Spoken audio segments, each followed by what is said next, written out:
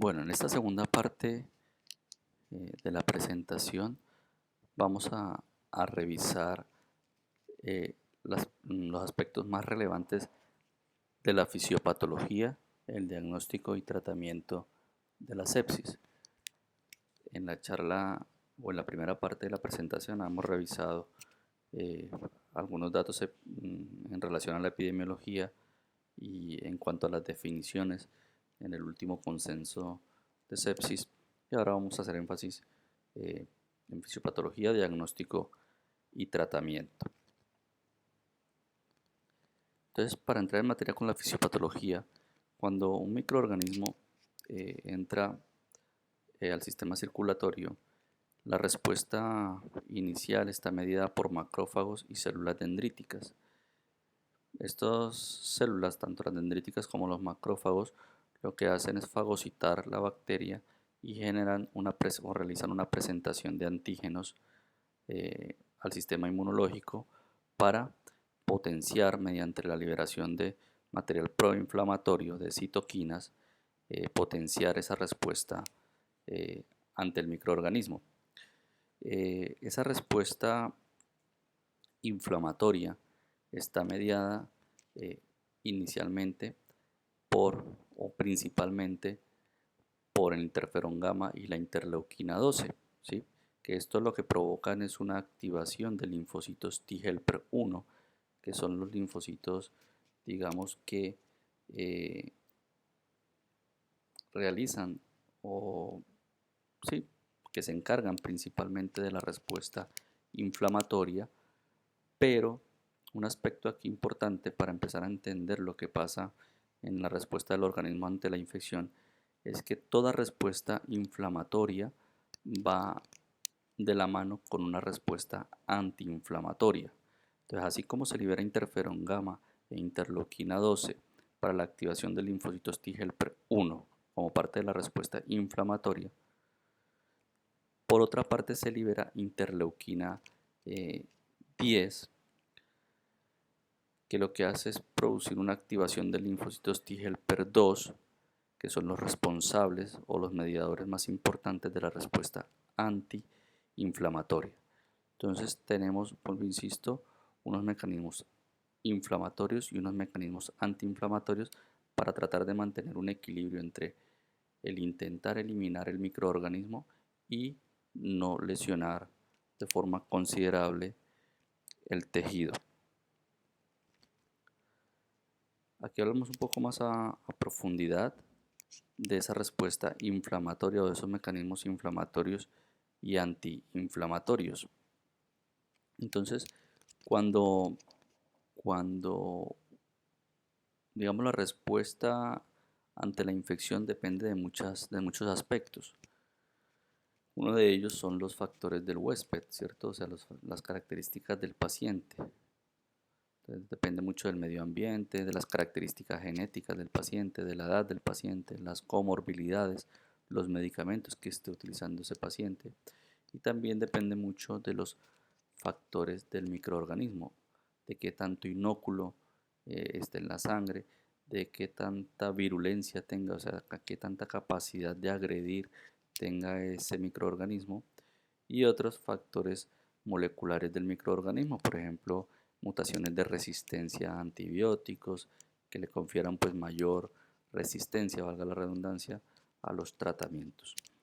Entonces, cuando el microorganismo entra a circulación, la primera interacción que se da entre el microorganismo y las células se deben a unos receptores.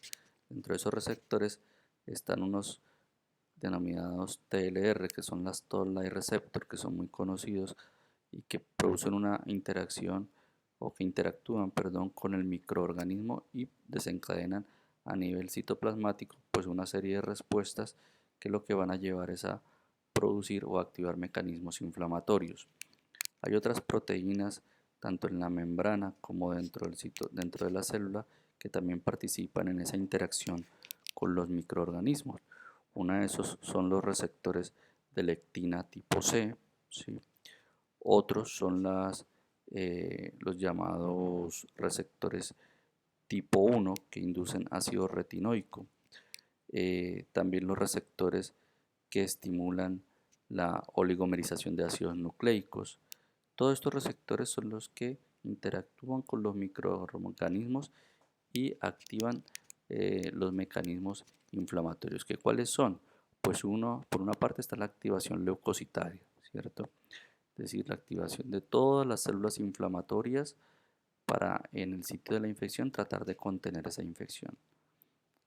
Hay una activación también del complemento, ¿sí? Que esta activación del complemento lo que hace es prolongar aún más la respuesta inflamatoria, y como parte de la respuesta inflamatoria también tenemos una activación del sistema de coagulación, que al final todo esto lo que va a llevar es a una destrucción de las células que han fagocitado a los microorganismos, a las bacterias, y que si no existe nada que controle esta respuesta inflamatoria, pues va a haber un daño colateral en los tejidos.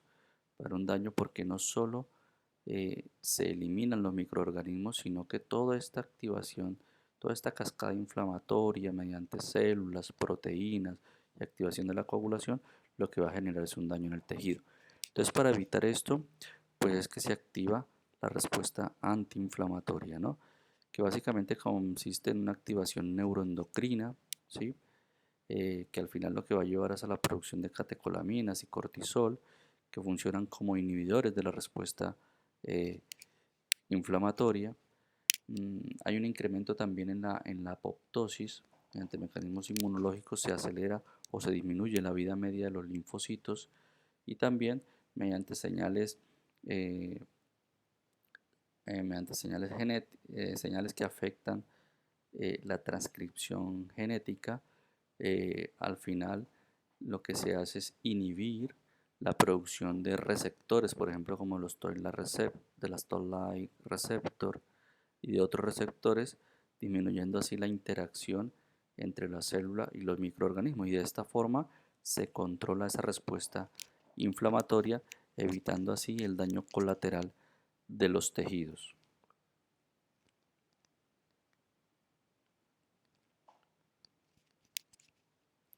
Aquí esto es un poco más de lo mismo, ¿no? Entonces vamos a comentar algunos aspectos de esto.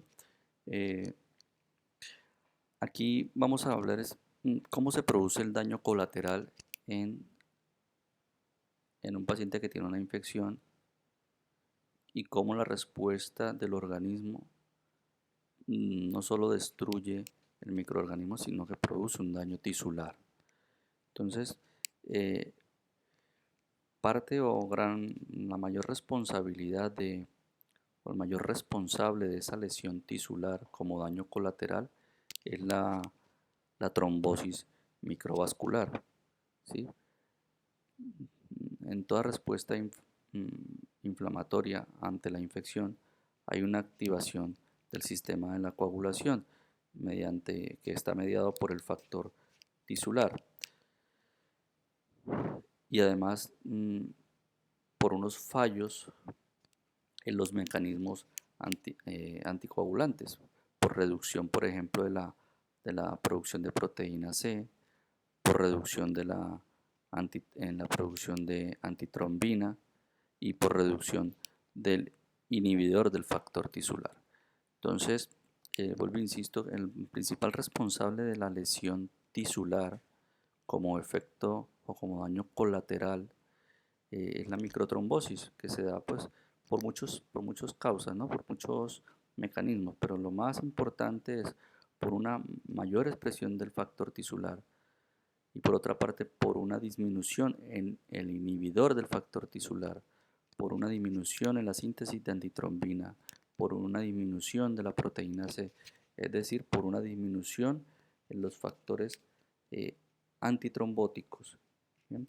Que al final lo que lleva es a un incremento de la trombosis a nivel tisular. Esa trombosis que produce, se produce microtrombosis en los tejidos, pues lo que va a haber es una disminución de la oxigenación y una hipoperfusión a nivel tisular, que si eso se mantiene en el tiempo, pues finalmente va a producir una hipoxia y un daño eh, orgánico.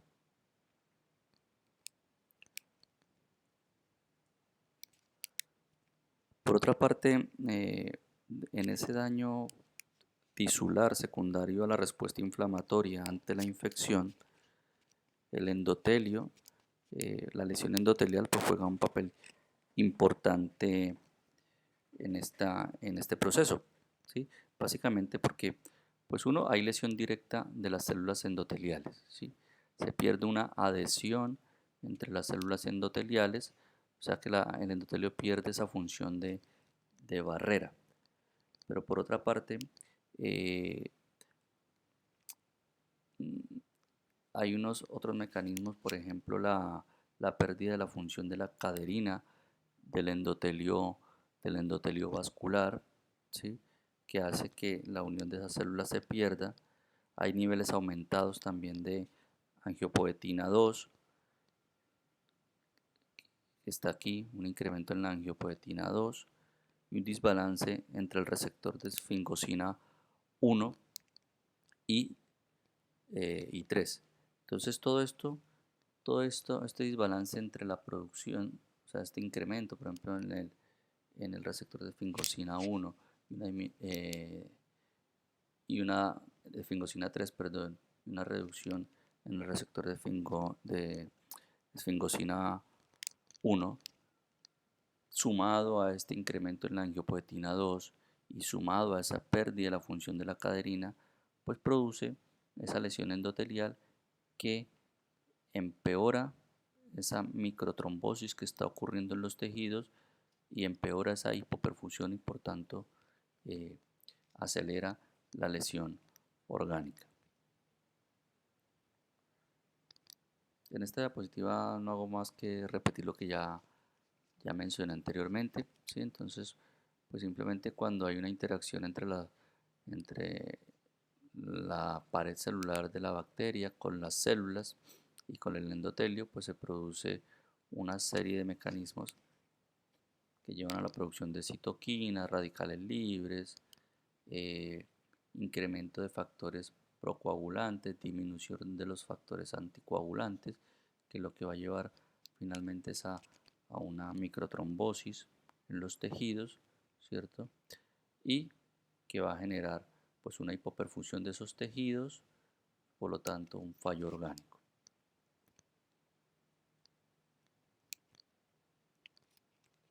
Muy bien.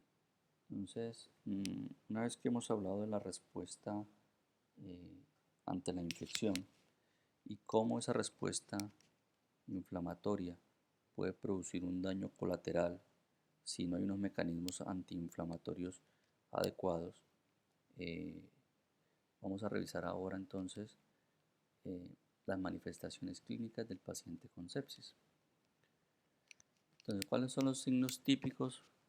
Si es que podemos hablar de signos típicos de un paciente con sepsis. Pues estos son signos generales, como la fiebre, la taquicardia, la hipotensión arterial, la leucocitosis y signos de disfunción orgánica, por ejemplo, como la oliguria, el fallo renal agudo, la alteración mental por compromiso del sistema nervioso central.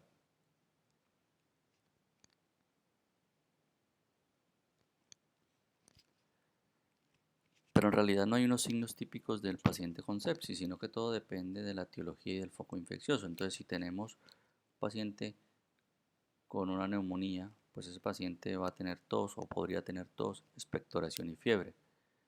El paciente con dolor lumbar, dolor abdominal o fiebre y disuria, pues es característico del paciente con una pielonefritis. Si el foco es gastrointestinal, pues tendrá manifestaciones gastrointestinales. En pacientes con afectación del sistema nervioso central, ¿sí? Un paciente que tenga signos meningios, cefalea, alteración del estado de conciencia, convulsiones, pues pensaremos en una afectación cerebral.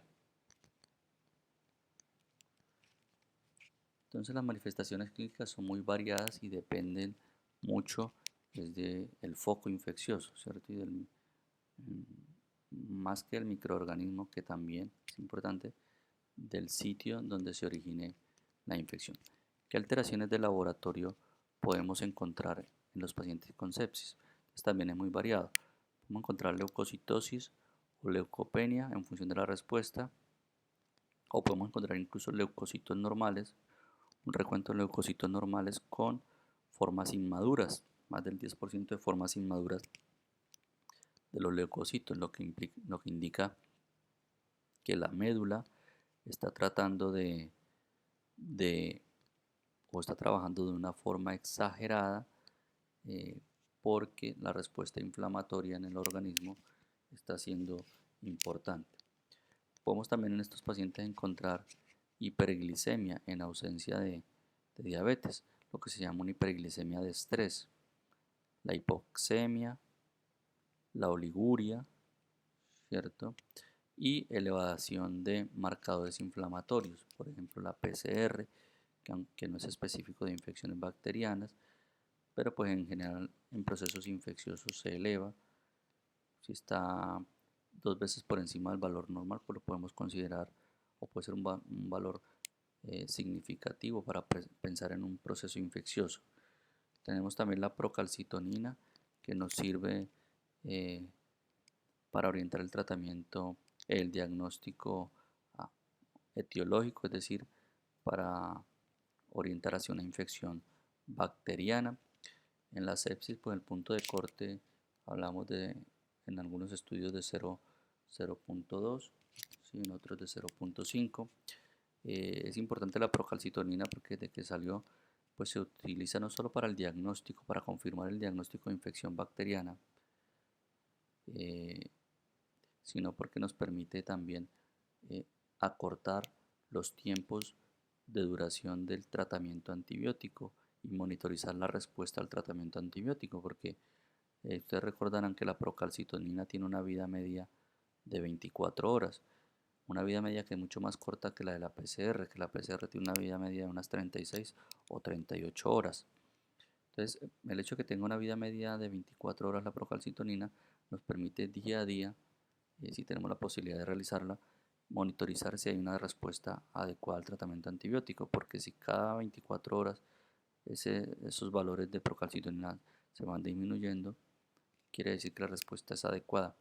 Y después de 4 o 5 días, si la procalcitonina se mantiene negativa, al cuarto o quinto día nos da tranquilidad para poder recortar el tratamiento y suspender el tratamiento al quinto día o al sexto día. El problema es en algunos pacientes que no tienen una respuesta inflamatoria muy marcada, como en los ancianos, donde la procalcitonina pues, y en general los factores, los marcadores inflamatorios no se elevan de una forma tan significativa como en pacientes no ancianos. A raíz de eso nosotros hicimos un estudio que pude coordinar yo para tratar de validar la procalcitonina para el diagnóstico de infección bacteriana en pacientes ancianos. Eh, Esto teniendo en cuenta que en la gran mayoría de los estudios se excluyen pacientes de edad avanzada. Entonces, bueno, nosotros en este estudio lo que hicimos fue incluir pacientes mayores de 75 años. Utilizamos un punto de corte de la procalcitonina de más de 0.5 nanogramos por mililitro para determinar, es decir, que por encima de este valor los pacientes tenían infección bacteriana y pudimos demostrar en este estudio que la procalcitonina se puede ser usada en pacientes ancianos para el diagnóstico de infección bacteriana porque tiene una buena sensibilidad y especificidad, una sensibilidad que en este estudio nos dio del 72% y una especificidad del 92% con el punto de corte de 0.5 nanogramos por mililitro. ¿Qué otras alteraciones de laboratorio podemos tener en los pacientes con sepsis? Alteración de la función renal, trastorno de la coagulación, trombocitopenia, fallo hepático, signos de insuficiencia adrenal, es decir, hipotensión arterial, hiponatremia, y un incremento del lactato que lo que hace es reflejar la hipoperfusión a nivel tisular. En cuanto a las pruebas de imagen, digamos no hay hallazgos típicos en pacientes con sepsis, depende un poco del sitio de la infección. Sí nos sirve pues para determinar el origen y correlacionarlo, ¿no? Por ejemplo, pues si estamos pensando en una neumonía adquirida en la comunidad, la radiografía de tórax pues va a tener mucha utilidad, o el TAC de tórax. Si estamos pensando en una patología abdominal, pues la ecografía abdominal o el TAC de abdomen nos podría orientar. Y ahí, en esos pacientes los que tienen una sepsis, un shock séptico, cuya etiología o foco infeccioso no se ha podido determinar, la tomografía por emisión de positrones, el PET, nos puede orientar mucho en los sitios donde está disponible, claro, porque es una técnica que no es barata, para determinar el foco infeccioso. En cuanto a los estudios microbiológicos, pues lo ideal sería tener aislamientos microbiológicos para poder orientar la terapia antibiótica. Sin embargo, pues no es necesario tener un cultivo, por ejemplo, ¿sí? O esperar a que al paciente le saquen los cultivos, los hemocultivos, para iniciar el tratamiento. Recuerden que la prioridad en la sepsis es no retrasar el tratamiento antibiótico. Entonces, además los hemocultivos pues no tienen mucha rentabilidad, que la rentabilidad es menos incluso del 30% en esos pacientes. A menos del 30% de los hemocultivos salen positivos. ¿Y de dónde vamos a sacar la muestra? Pues va a depender de la patología del paciente, del foco infeccioso. Entonces, si está cursando con bacteremia, vamos a hacer hemocultivos. Podemos también cultivar esputo, cultivar la orina. Si es una herida que esté supurando, pues a partir de ahí podemos tratar de aislar el microorganismo.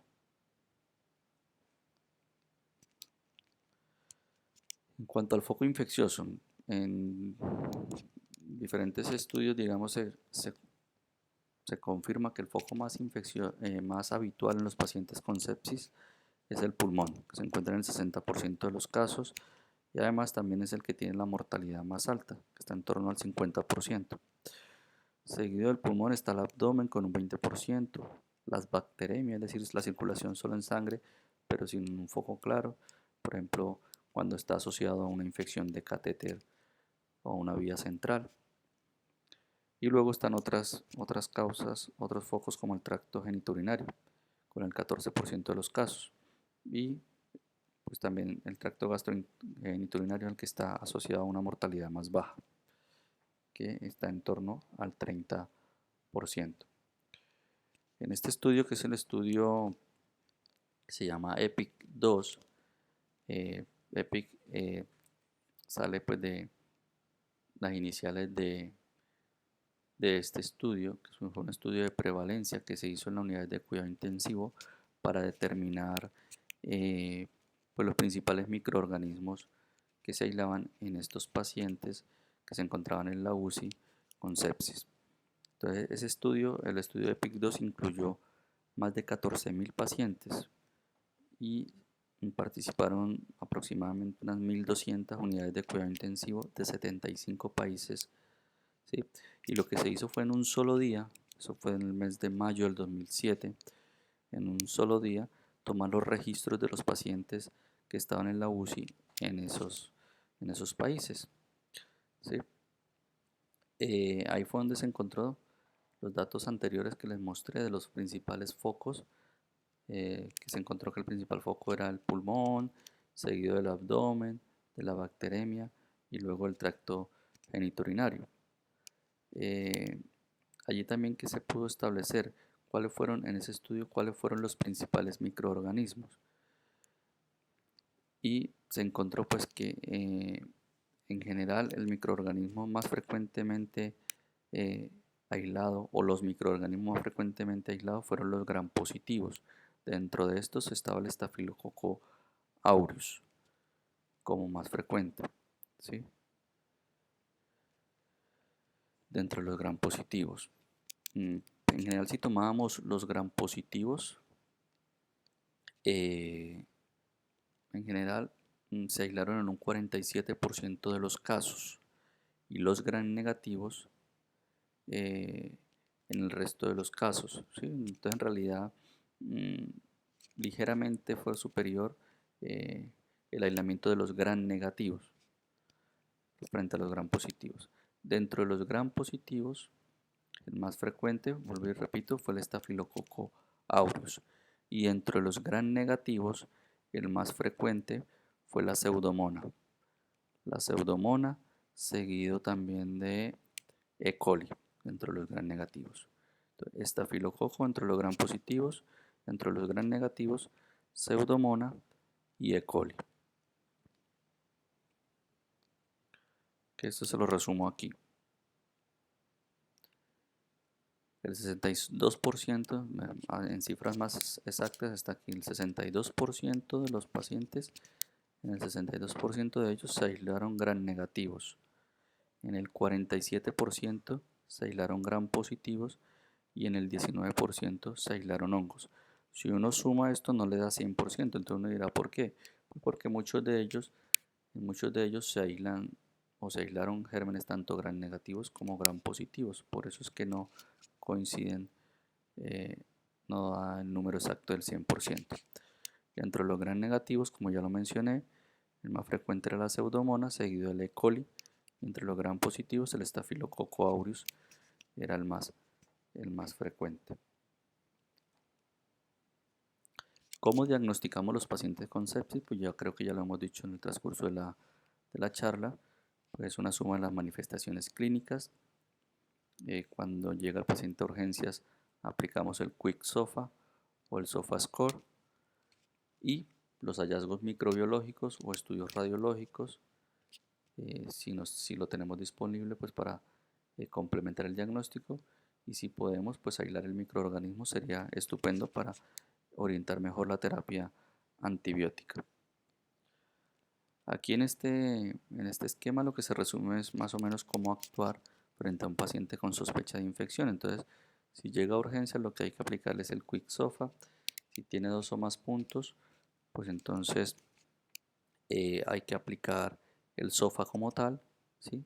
Si tiene más de 2 puntos, pues decimos que ese paciente está en una sepsis, y si cumple alguno de estos criterios, es decir, que necesite vasopresores para mantener la presión arterial media por encima de 65 o tiene un lactato por encima de 2 milimol por litro, decimos que el paciente está en un shock séptico. Y finalmente el tratamiento. Entonces, en el tratamiento hay dos objetivos. Uno es iniciar una terapia antibiótica lo más temprana posible. Lo más temprano posible, ojalá en la primera hora tras la llegada del paciente al servicio de urgencias. Y el otro objetivo es la restauración de la perfusión, es decir, tratar de limitar el daño en los órganos. En ese sentido, les quiero mostrar unos datos de cómo ha ido cambiando las estadísticas con el transcurso de los años. Por ejemplo, en los años 80, diferentes estudios mostraban que había más o menos en promedio un retraso de 3 horas para el inicio de tratamiento antibiótico, por ejemplo, en pacientes con meningitis, un dato que es bastante grave. Unos años más adelante, por ejemplo en este periodo de tiempo, entre el año 1989 y el año 2004, en algunos estudios se encontró que solo la mitad de los pacientes, el 50% solamente, recibían tratamiento antibiótico adecuado en las primeras 6 horas después de que ese paciente que estaba hospitalizado por una infección presentaba hipotensión. Es decir, que se demoraban 6 horas en promedio para que un paciente que estaba ingresado, hospitalizado por una infección y que se ponía hipotenso, es decir, que había sospecha de un shock séptico, ¿sí? Tardaban 6 horas para poner tratamiento antibiótico adecuado. Y esto es gravísimo porque pues cada hora de retraso en el inicio del antibiótico está asociado obviamente a un incremento de la mortalidad, a una reducción del 12% en la supervivencia. Por eso es importantísimo y la idea principal del tratamiento es esto: iniciar antibiótico intravenoso en la primera hora tras el reconocimiento de la sepsis. En cuanto a la restauración de la perfusión, la recomendación, esto lo voy a resumir, tanto almidones como albúmina no tiene una buena evidencia, o bueno, está claro, mejor dicho, que no hay un mayor aporte respecto a los cristaloides, es decir, respecto a la solución salina en grandes volúmenes. Entonces, el paciente que tiene una sepsis y que está en un shock séptico, se recomienda hacer el uso de cristaloides en grandes volúmenes. Si ese paciente, pese a ser paciente con sepsis que está hipotenso, le pongo 3, 4 litros de solución salina y no ha mejorado sus cifras de presión arterial, pues la indicación es usar vasopresores, ¿cierto? Porque ese paciente estaría en un shock séptico. Y dentro de los vasopresores también está claro que el tratamiento de primera línea, la mejor evidencia está con noradrenalina. ¿Listo? Si no tenemos noradrenalina, se podría usar adrenalina o vasopresina como segunda opción. Pero lo que está claro es que la dopamina no se debería usar como primera opción en pacientes con shock séptico, porque ya hay estudios, bueno, desde hace rato hay estudios en donde comparan la noradrenalina con la dopamina y hay un incremento en la mortalidad en los pacientes que utilizan dopamina para manejo del shock séptico. Entonces, vuelvo, insisto, la recomendación es usar como primera opción adrenalina. Otra cosa es que en nuestro medio es mucho más fácil, tenemos más a la mano o hay más familiarización con la dopamina que con la noradrenalina, pero la recomendación es usar noradrenalina.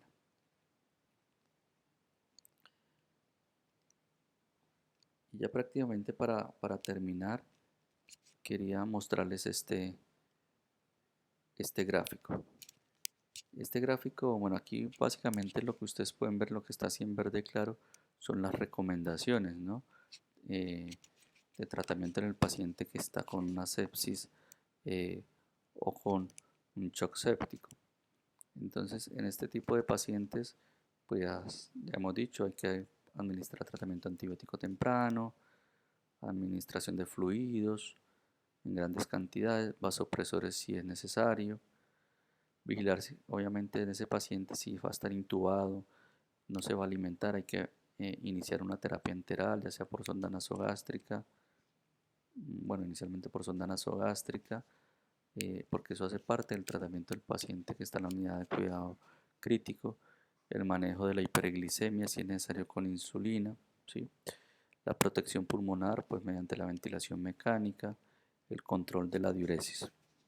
Pero este gráfico es de un estudio que se hizo en el 2001 en donde se comparó, eh, lo que se hizo fue comparar los pacientes que estaban en la unidad de cuidado intensivo, un tratamiento estándar, ¿sí? Que el tratamiento estándar, digamos, consistía básicamente en una monitorización de la presión venosa central, una monitorización de la presión arterial media y del gasto urinario, ¿sí? Usando pues cristaloides, ¿sí? Y vasopresores. Pero esto se comparó, digamos, ese era el tratamiento estándar o el seguimiento estándar, ¿no? Monitorización de la presión venosa central, monitorización de la presión arterial media y del gasto urinario y utilizando cristaloides y vasopresores. Se comparó con una terapia que se llamó EGDT, ¿cierto? Que era una terapia, digamos, temprana, una terapia temprana dirigida por objetivos, digamos. Básicamente en esta terapia, aparte de esos parámetros tradicionales de monitorización de la presión venosa central, de la presión arterial media y del gasto urinario, además lo que se hacía era una monitorización central de la saturación de oxígeno y también se utilizaba transfusión de sangre y uso de inotrópicos según la necesidad del paciente. Entonces, digamos, era una monitorización más intensa que incluía la saturación central de la monitorización central de la saturación de oxígeno y transfusión de sangre. En ese estudio en el 2001, comparando esos dos esquemas, es decir, un esquema convencional con un esquema un poco más intensivo, se encontró que había una reducción en la mortalidad con este esquema más intensivo, que era el EGDT, ¿no? Que lo que traduce es como una terapia temprana dirigida por objetivos, ¿no? Objetivos tempranos, digamos, o que predecían de forma temprana un desenlace. Entonces a raíz de ese estudio se empezó como a divulgar digamos, ese esquema de monitorización y de tratamiento. Sin embargo, después de eso se hicieron otros ensayos clínicos en donde se encontró que esa reducción de la mortalidad que se había visto en este estudio en realidad no era secundario ni a la transfusión de sangre, ni ni a la monitorización más intensiva, sino que probablemente influían otros factores, por ejemplo, como el tratamiento antibiótico. Entonces, en esos otros estudios que se realizaron posterior a este, se encontró que en realidad este esquema de tratamiento eh, no afectaba la supervivencia y que probablemente lo que más afectaba la supervivencia o lo que más afectó la supervivencia en estos dos esquemas eh, era el inicio de tratamiento temprano eh, con el antibiótico. Ya para finalizar, pues hay que decir que la sepsis, aunque ya lo hemos dicho en el transcurso de la charla, la sepsis tiene una alta mortalidad, que puede ir hasta el 50%. ¿Sí? Que si solo el paciente tiene una respuesta a una sepsis, la mortalidad va a estar en torno al 16%, si es un shock séptico alcanza casi el 50%, que obviamente la mortalidad es más baja en jóvenes y en pacientes que no tengan comorbilidades, y pues todo esto depende tanto del microorganismo como del foco infeccioso y de las comorbilidades del paciente. Como ya ven, aquí no hemos entrado a hablar de tratamiento antibiótico específico porque pues el tratamiento cambia en función del foco infeccioso y del microorganismo. Bueno, y esto es todo en relación a la sepsis. Muchas gracias.